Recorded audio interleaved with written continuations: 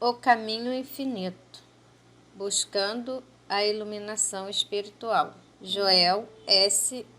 Goldsmith. Prefácio. Darcio Desolti. Como entender o sucesso das obras de Joel Goldsmith? Com que facilidade expõe nas entrelinhas de suas obras a profunda verdade transcendental. O trecho transcrito a seguir de sua autoria certamente tem a ver com as respostas a tais perguntas. Ninguém possui uma mensagem pessoal. Não existe o que chamaríamos de mensageiro de Deus. Deus é seu próprio mensageiro e aparece à consciência humana no exato instante, por demonstração, entende-se, cura espiritual. Goldsmith impersonalizava as revelações.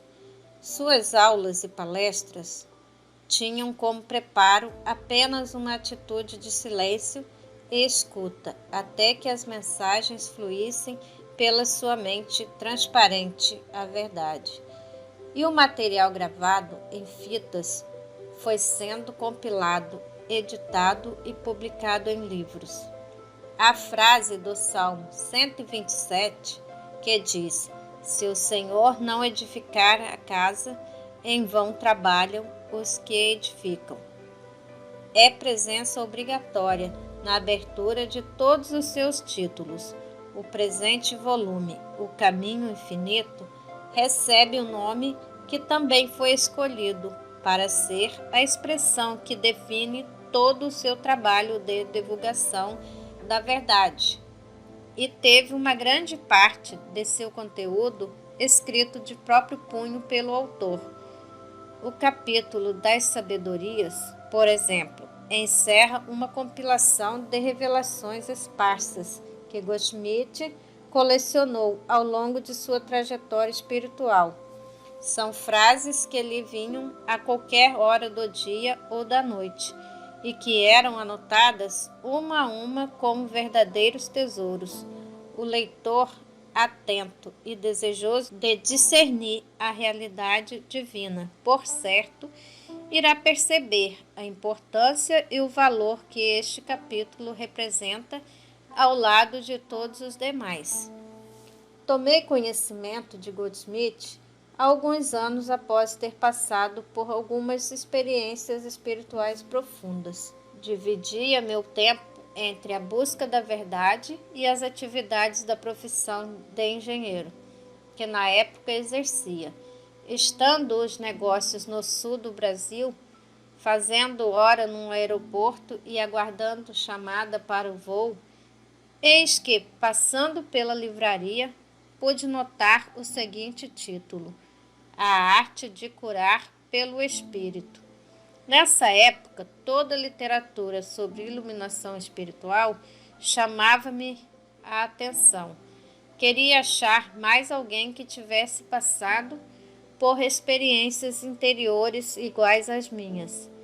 Assim adquiri o livro e, para minha surpresa, pude observar a pureza, a simplicidade e a profundidade que os temas elevados eram desenvolvidos. Maravilhosas e oportunas eram também as palavras de abertura escritas pelo tradutor, o professor Huberto Rondin. Gostaria de registrar o seguinte trecho. Há quase 2000 anos que o maior dos curadores disse: "Conhecereis a verdade, e a verdade vos libertará." E há quase 20 séculos que os homens vivem escravizados pela inverdade.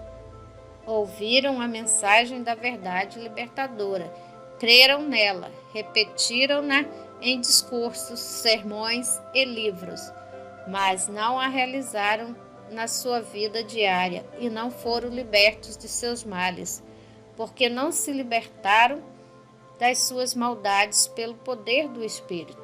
É chegada a hora de tomarmos a sério a mensagem do Cristo e realizarmos o homem crístico em espírito e verdade. O homem de perfeita santidade, sapiência e sanidade. O homem integral. Creio que estas palavras são ainda mais oportunas nos dias atuais. Apesar de, então, a obra de O Caminho Infinito mereceu, de minha parte, uma atenção toda especial, até que posteriormente acabei por conhecer praticamente todos os escritos de Goldsmith. A obra de O Caminho Infinito se compõe de 3 pontos básicos: a natureza de Deus, a natureza do ser individual e a natureza da ilusão. Os princípios vão contra tudo aquilo que a mente humana condicionada costuma aceitar. Goldsmith mantinha ele próprio livros de sua autoria para serem lidos e relidos. Digo isto porque há pessoas que leem livros de autorrealização como se lessem um romance, do início ao fim, uma única vez, e saem em busca de outros livros para repetirem este esquema. A coisa não funciona assim. Cada revelação deve ser reconhecida como válida para o leitor, exatamente neste aqui e agora. Neste prefácio, falar sobre como ele deve ser encarado, para que o seu conteúdo não fique somente no âmbito teórico ou intelectual. Voltemos às palavras do professor Rondel. É chegada a hora de tomarmos a sério a mensagem do Cristo. Se assim fizermos, o livro terá cumprido o seu objetivo. Que objetivo? Revelar a natureza divina do suposto ser humano. Trata-se de uma obra para, além de ser lida, ser principalmente vivida na prática.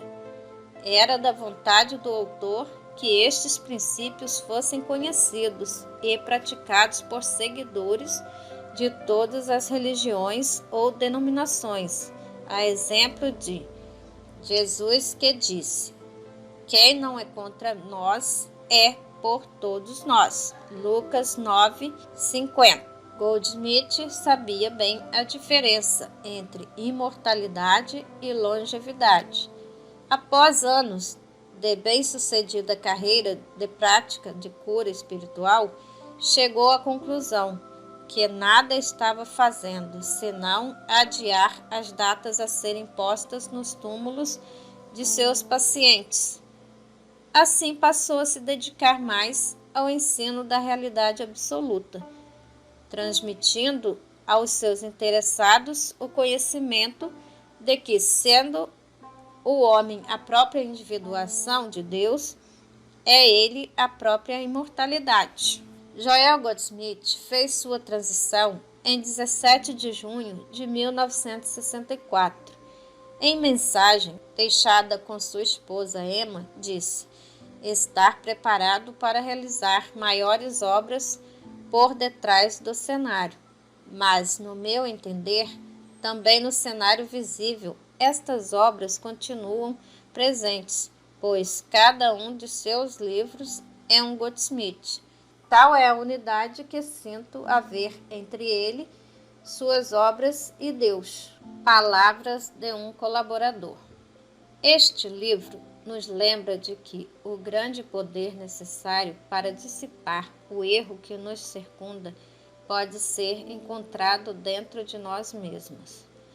E mostraremos como isso pode ser conseguido. Como nunca anteriormente buscamos algo que nos liberte do medo, da ansiedade e dos perigos da vida material, sabemos que o que quer que seja que nos traga repouso mental e paz de espírito não se encontra no reino do pensamento humano. Vivemos na ilusão de que as forças materiais e a vontade humana sejam grandes poderes, até que aprendemos que o poder que dissipa toda ilusão reside dentro do nosso próprio ser. Dentro da nossa consciência há a paz e a quietude que podem acalmar qualquer tempestade da vida, sanar nossos males e elevar-nos para além das contendas e fadigas da existência humana. Nosso papel está em reconhecer a sua presença dentro de nós e deixar que cumpra o seu trabalho. Este poder universal da verdade, da vida e do amor nos pertence, independentemente de qual seja a igreja que frequentamos ou a filosofia que seguimos. Ela mora no âmago de cada indivíduo, seja santo ou pecador, esperando apenas ser reconhecido.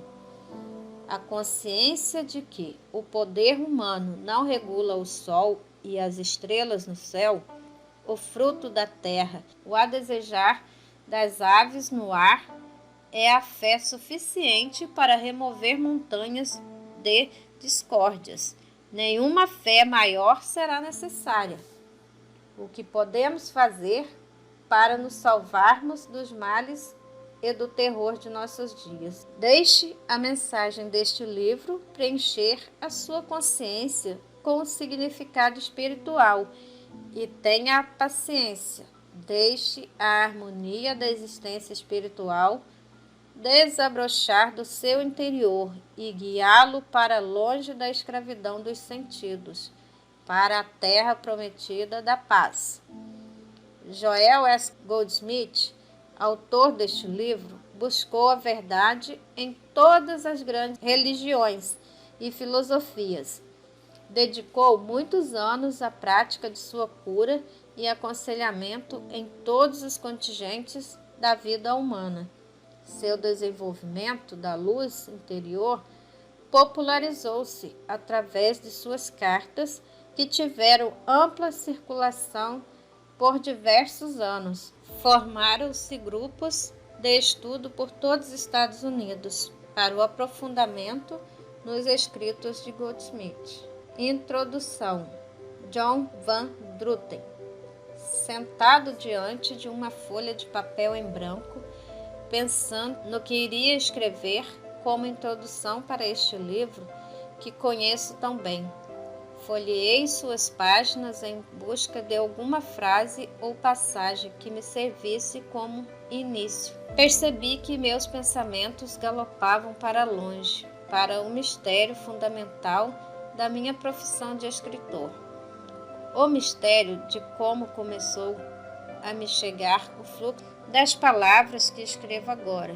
Preciso mesmo dizer que esta não foi a primeira vez que esta questão me surgiu.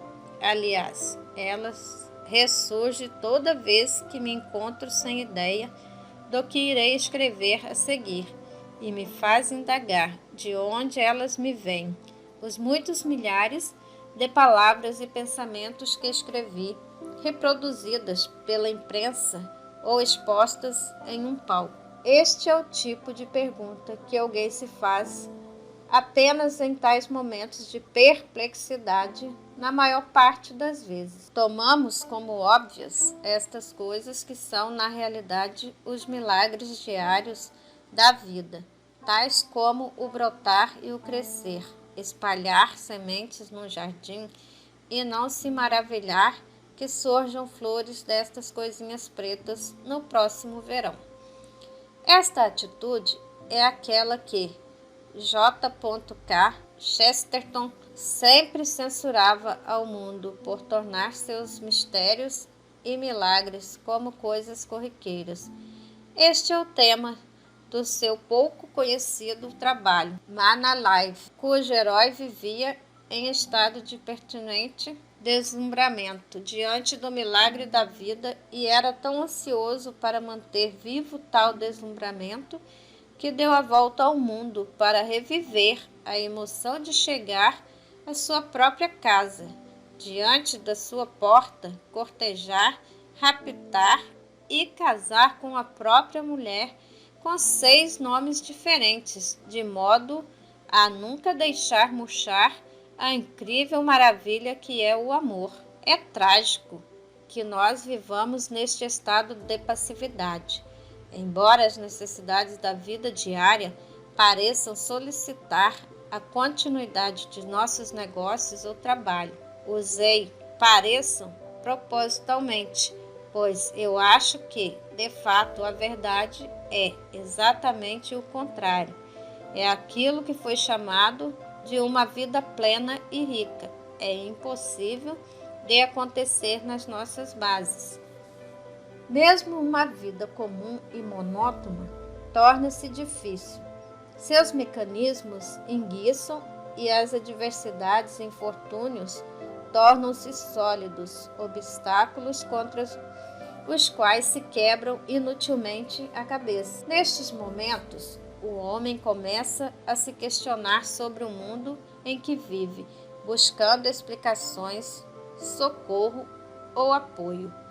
As religiões, em suas formas convencionais, que apresentam um Deus pessoal a quem são dirigidas as preces e petições, provaram ser estéreis e conduzem a uma resignação piedosa e sombria. É a filosofia do puro materialismo, aceitando que as coisas são assim mesmo, leva apenas um calamitoso desespero. Algo mais se faz necessário. Sempre foi necessário e, embora sempre esteja presente, parece que os homens nunca o encontram.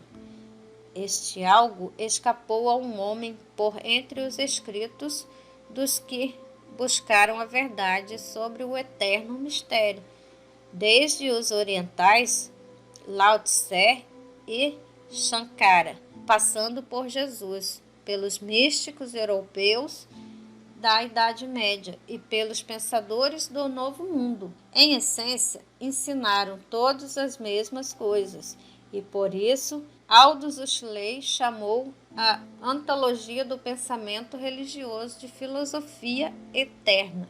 Mas as respostas, embora tenham sido reveladas, ficaram distantes, lá longe, desligadas do viver cotidiano do homem e de seus fatos. E disso resultou um tipo de esnobismo infeliz, como se fosse errado esperar da vida resultados práticos e tangíveis.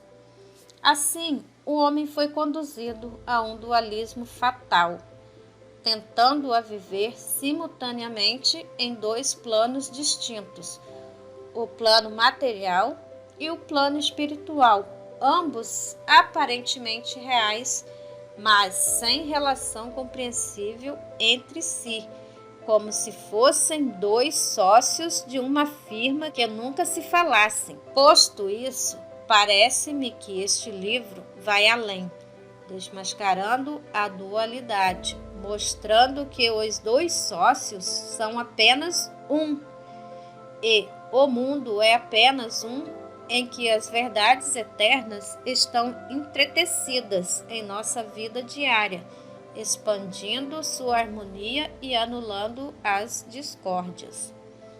Mas que é este livro? Os leitores de hoje querem um título, querem saber o que estão comprando, mas um título poderia desorientá-los. E, por isso, acho muito difícil qualificar este trabalho. Metade da humanidade, embora necessite desesperadamente de uma resposta conscientemente para seus problemas, não abrirá um livro classificado como religioso.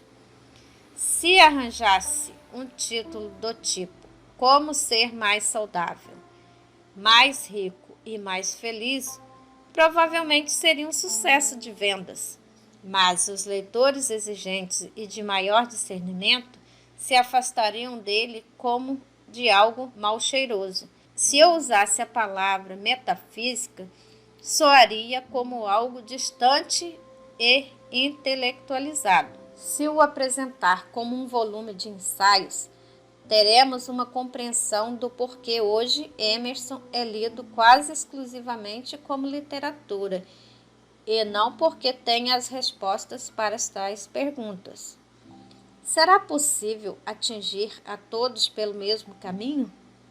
A própria palavra de Deus é para muitos aterrorizadora. e ela perpassa este livro todo.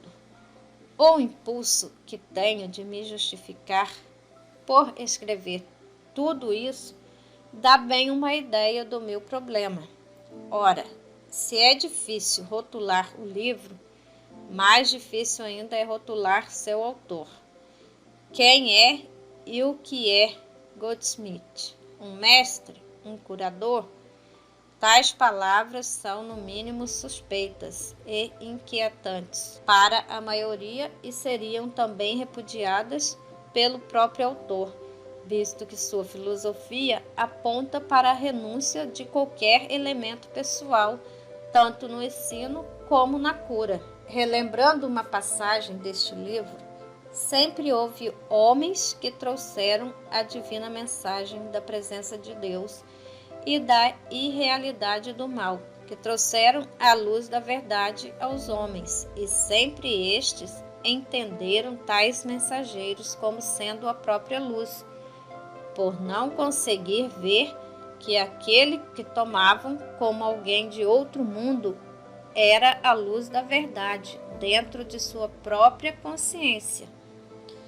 Deixarei, pois, por ora, o homem e o livro de lado, para voltar ao ponto de partida. Nos momentos de apuro e frustração, o homem começa a se questionar, mesmo que seja só perguntas como estas: por que deveria acontecer isto comigo? Ou como posso evitar tais acontecimentos? Busca uma explicação para o mundo e, creio eu, a encontrará aqui neste livro. Ele espera que tal esclarecimento possa, de algum modo, agir como cura para suas mazelas. Creio também que, se a compreensão for correta, isso acontecerá. Contudo, devo novamente deixar aqui um alerta. Logo nas primeiras páginas, o leitor encontrará um paradoxo que poderá assustá-lo. Ele se acerca deste livro tendo um problema humano, na esperança de encontrar uma solução, mas está dito que, se procurar usar a verdade espiritual para melhorar a condição humana, não terá nenhum poder nem vontade para fazê-lo. E isso lhe será mostrado com argumentos lógicos. Mas também está dito que, se procura a verdade por si mesma, sua condição humana melhorará. Isto se parece com algo de fabuloso, algo com um desafio impossível proposto por um mago malicioso. Contudo, é notável que muitas vezes haja um fundo de verdade universal nos contos de fada. Há uma lenda sobre um alquimista que prometera transformar qualquer coisa em ouro, desde que ninguém do auditório pensasse em um macaco azul. Pelas condições, poderia substituir, contando que ninguém pensasse em ouro. Isso parece impossível, mas pode acontecer. Deve acontecer. Buscai primeiro o reino de Deus e a sua justiça, e todas essas coisas vos serão dadas de acréscimo. Mas não vos deveis preocupar com estas outras coisas. O importante deste livro é que ele ensina a olhar para fora dos problemas, em vez de olhar para eles, e assim fazendo, encontrar as soluções, tal como eu, que deixando de olhar para o meu problema, do que escrever como introdução deste livro, bem ou mal a escrevi. Não é uma tarefa fácil o que se propõe, mas a reputo como essencial. Acho que sem um pouco de compreensão dos ensinamentos deste livro, simplesmente não vale a pena viver. Prefácio do autor. Há um caminho pelo qual devemos nos libertar do pecado, da doença, da pobreza e das consequências das guerras e das crises econômicas. Este caminho consiste na mudança da nossa visão materialística da existência pela compreensão e consciência da espiritualidade da vida. Ao longo dos séculos, a visão materialística do universo e do homem gerou o medo acerca de nós mesmos e de nossas nações. Isto continuará e até mesmo se intensificará à medida que sejam descobertas forças materiais sempre mais destrutivas. A última descoberta anunciada foi um produto químico do qual bastaria apenas uma onça para destruir toda a população dos Estados Unidos e do Canadá, e mesmo que este não seja, talvez, o máximo das forças materiais. Não há poder material que supere isto, ou o da bomba atômica. Não há esperança na matéria e na visão materialística. O caminho da segurança, da harmonia e da saúde está em obter um certo grau de consciência espiritual. O grande segredo está em que, apesar de crermos o contrário, o poder não está na visão materialista sobre o homem e o universo, tanto para o bem como para o mal. Aqueles que alcançaram um certo grau de consciência espiritual comprovam a realidade do espírito. Há necessidade de abandonar a concepção materialística da vida para obtermos a consciência espiritual da vida e de seus desdobramentos. É o segredo de todos os videntes, profetas e santos de todos os tempos.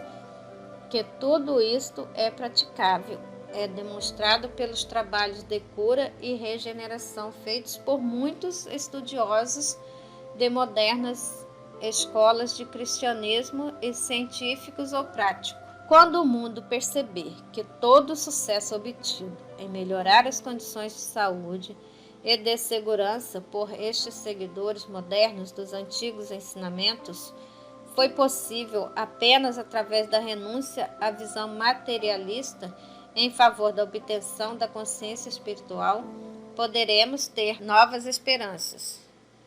A questão é: que pode o homem fazer para obter esta consciência espiritual e com isso abandonar o sentido materialista? A resposta é: leia e estude as verdades reveladas ao longo dos tempos sobre a consciência universal, alma ou espírito, e sobre a criação espiritual e suas leis. Absorva o sentido destas revelações. Neste pequeno livro, escrevi a verdade espiritual, como a visualizei durante mais de 30 anos de estudos das maiores religiões e filosofias de todos os tempos, das quais os últimos 15 empregados em aplicar praticamente as verdades aos problemas da existência humana, problemas de saúde, de negócios, de vida familiar e segurança. Tenha a certeza de que, à medida que você se voltar para a consciência espiritual, encontrará a paz. Tenha a certeza de que, à medida que você se voltar para a consciência espiritual, encontrará a paz e o seu dia a dia se tornará mais calmo. O mundo externo se amoldará à compreensão interior da verdade. A testemunha de todas essas revelações será você mesmo, na medida em que vivenciar as transformações interiores e exteriores. Não é preciso sair para ver melhor, nem assomar à janela. Habite apenas no centro do seu ser. Quanto mais dele se afastar, menos saberá. Lao Tse. A verdade está dentro de nós. Há um centro profundo em todos nós, onde mora a verdade em sua plenitude. E para saber, antes rasgar um caminho por onde possa sair o esplendor cativo, que mergulhar na luz que imaginávamos externa. Robert Brooke. Um Deus fez sua morada em nosso peito. Quando ele nos desperta, a chama da inspiração nos aquece. Este supremo êxtase brota das sementes que a mente divina semeou no homem. Ovídio. Muitos não assumem o problema para si mesmos, não para os recônditos da sua própria mente, mas para o primeiro grupo de pessoas que encontram. Valdivar. O reino de Deus está dentro de vós. Jesus. Capítulo 1. Assumindo a imortalidade. No princípio era o Verbo, e o Verbo era com Deus, e o Verbo era Deus. O Verbo se fez carne, mas ainda é o Verbo. Não mudou sua natureza, sua qualidade ou substância, por ter se feito carne. A causa tornou-se visível como efeito, mas a essência ou a substância continua sendo o Verbo, o Espírito ou consciência. Por este prisma, podemos compreender que não há um universo espiritual e um universo material, mas que o que se nos apresenta como o nosso mundo é o Verbo feito carne, o Espírito tornado visível, ou a consciência que se expressa como ideia.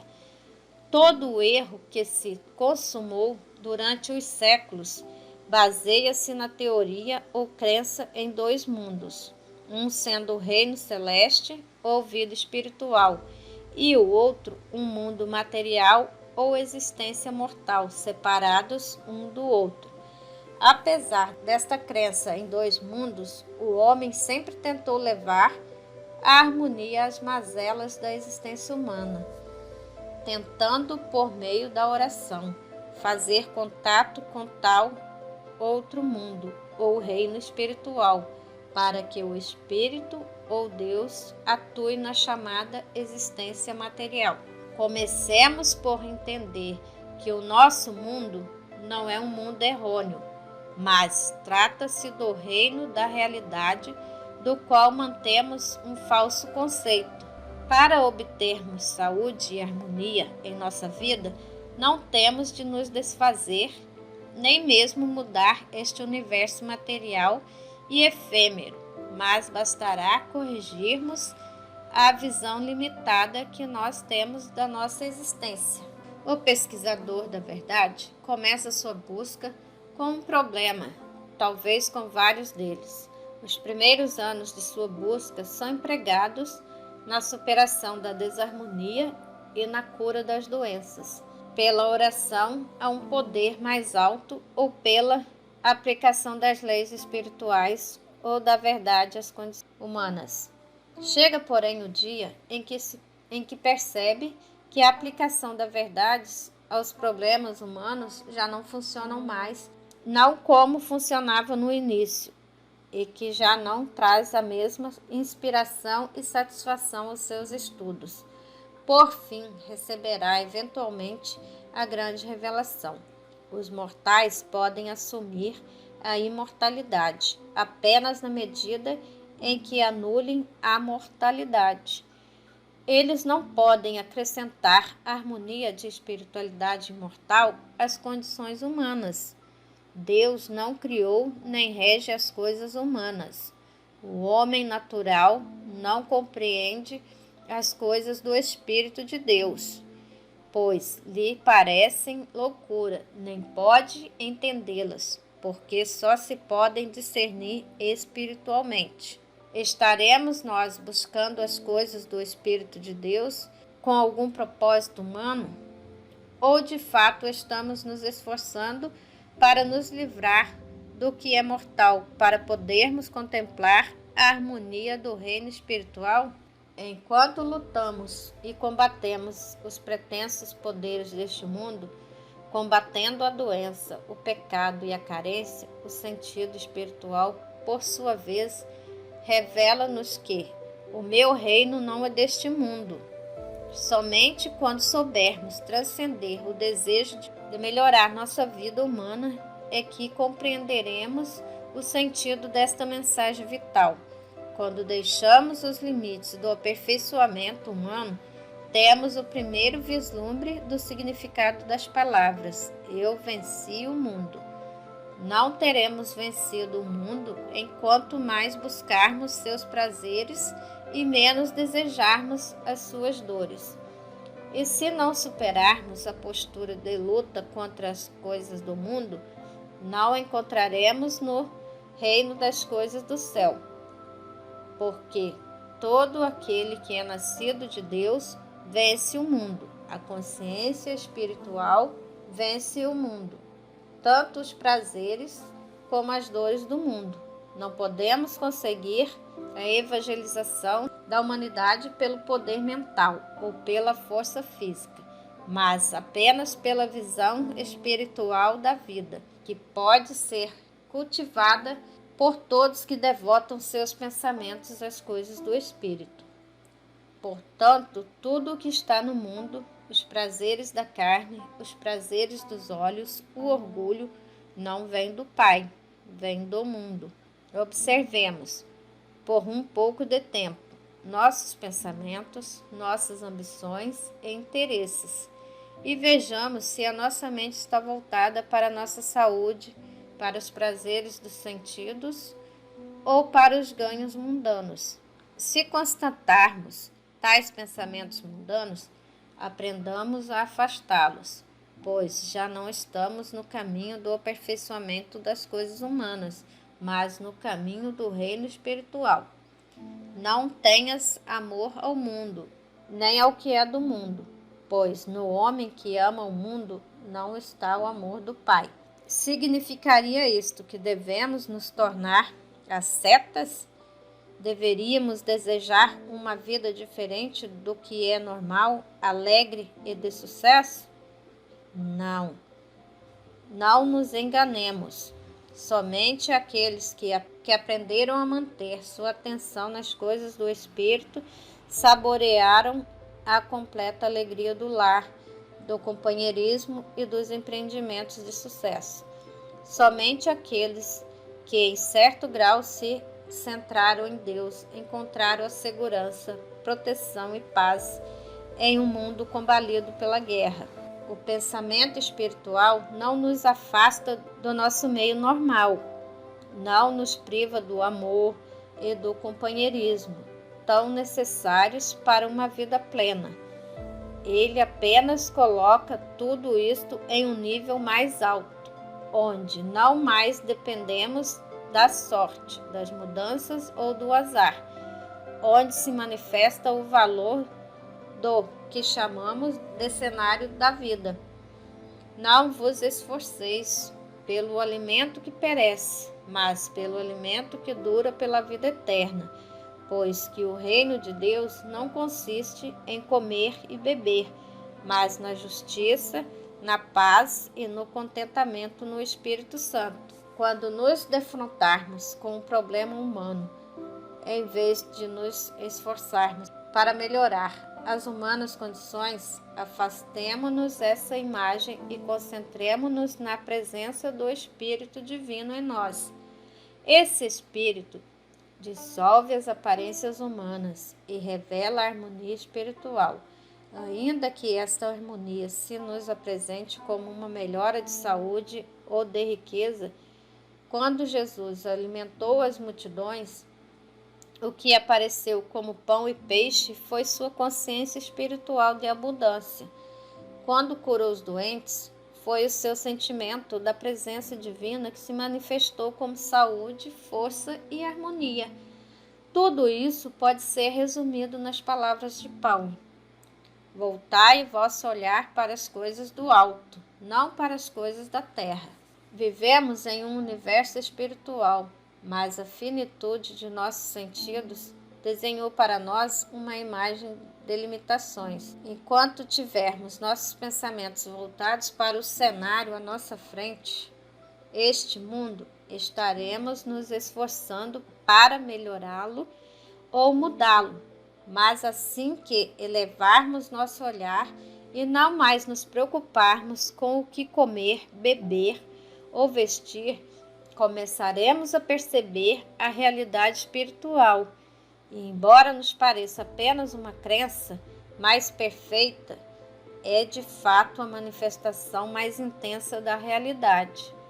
Esta manifestação traz consigo uma alegria inimaginável, aqui e agora, uma satisfação com a qual nem sonhamos e o amor de todos com quem fazemos contato, mesmo daqueles que desconhecem a fonte da nossa vida, que descobrimos. Deixo-vos a paz, a minha paz eu vos dou, não como o mundo a dá. Não recebemos o Espírito do mundo, mas o Espírito que vem de Deus. Coisas que também falamos, não como as palavras ditas pela sabedoria dos homens, mas como as ensina o Espírito Santo. O homem natural não compreende as coisas do Espírito, que lhe parecem loucura, nem pode compreendê-las, porque elas se discernem espiritualmente. Quantas vezes nos enganamos neste ponto? Com tanta frequência, tentamos compreender a verdade espiritual com o nosso intelecto humano. E isso leva à indignação mental, pois que tentamos digerir alimento espiritual com a nossa mente erudita.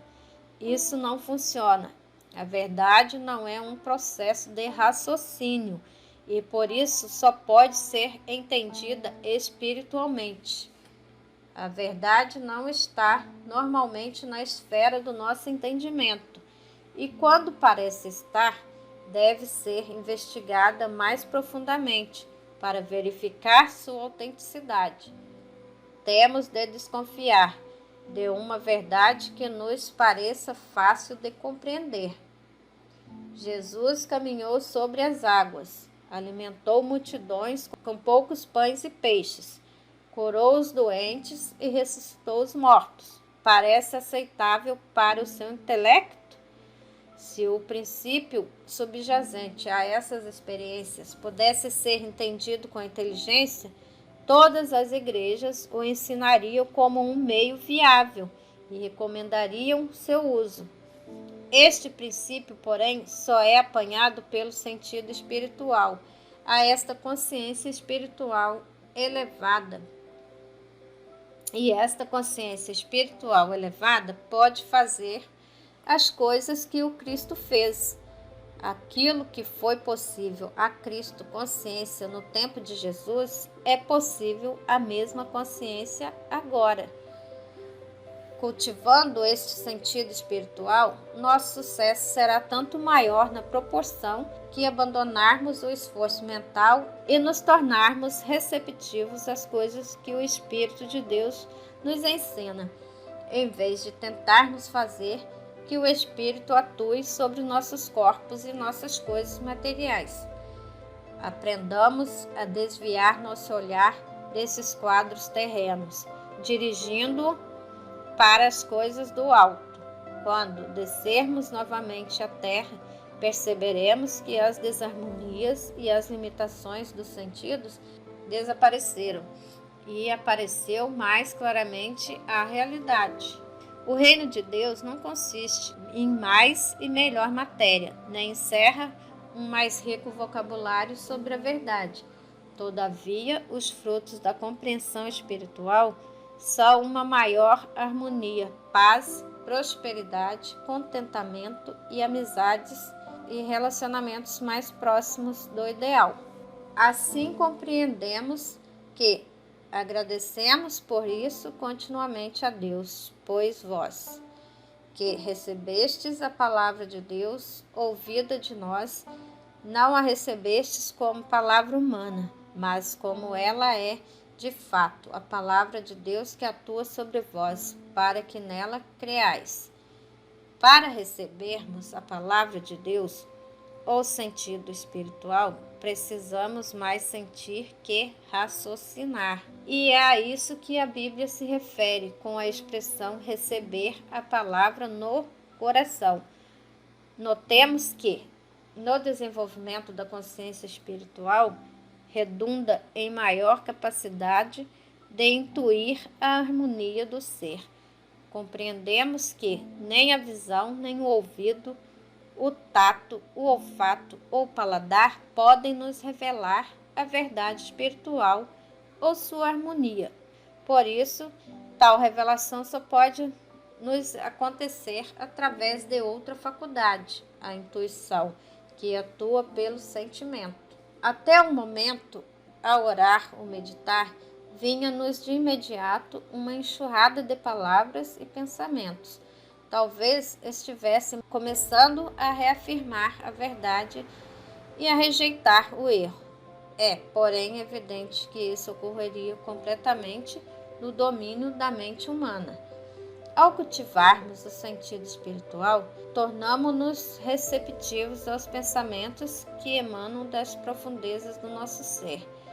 Mais do que falar a palavra, tornamo-nos seus ouvintes. Nesse estado, a sintonia com o espírito é tal que sentimos a harmonia do ser. Sentimos a presença real de Deus. Transcendidos os 5 sentidos materiais, nossa faculdade intuitiva fica desperta, receptiva e sensível às coisas do espírito. E após este renascimento espiritual, começamos uma nova existência. Estamos até aqui ocupados com a palavra da verdade, e daqui em diante nos ocuparemos apenas com o espírito da verdade. Já não nos interessa saber o que seja a verdade, mas sim em sentir a verdade.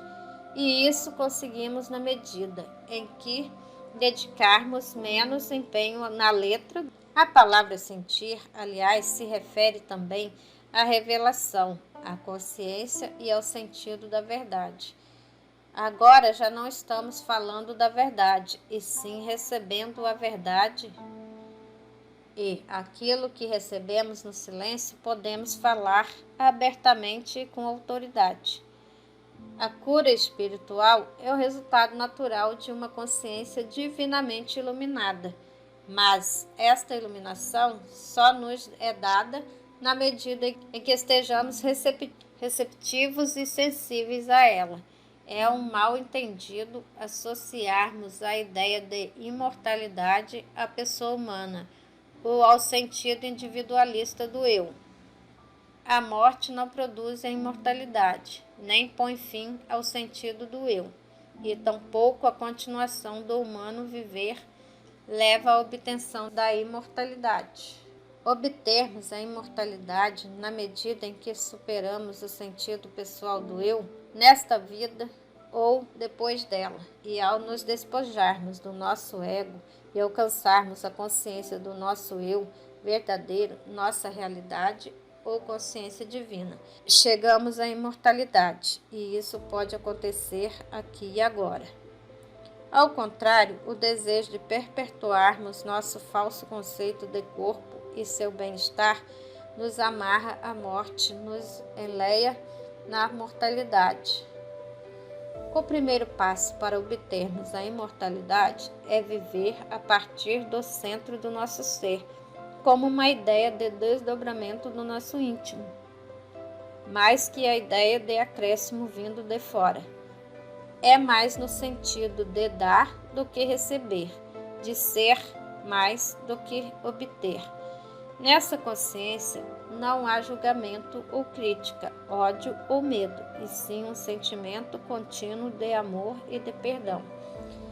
Não é coisa fácil descrever a alegria e a paz da imortalidade, pois para aqueles que não querem abandonar seus atuais conceitos de ser, ela pode transparecer um processo de extinção. Mas não é bem isso. Ela é a eterna preservação de tudo o que é real, belo, nobre, harmonioso, gracioso, altruísta e pacífico.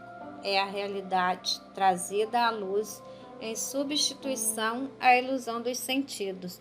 É o despertar da consciência da infinitude do ser individual, em substituição ao sentido finito da existência. O egoísmo e o amor próprio se vão de nós quando temos a percepção da divindade do nosso ser. Esta percepção nos ensina a ser pacientes, indulgentes com aqueles que ainda lutam com a consciência material, mortal, e isto é estar no mundo e não ser do mundo.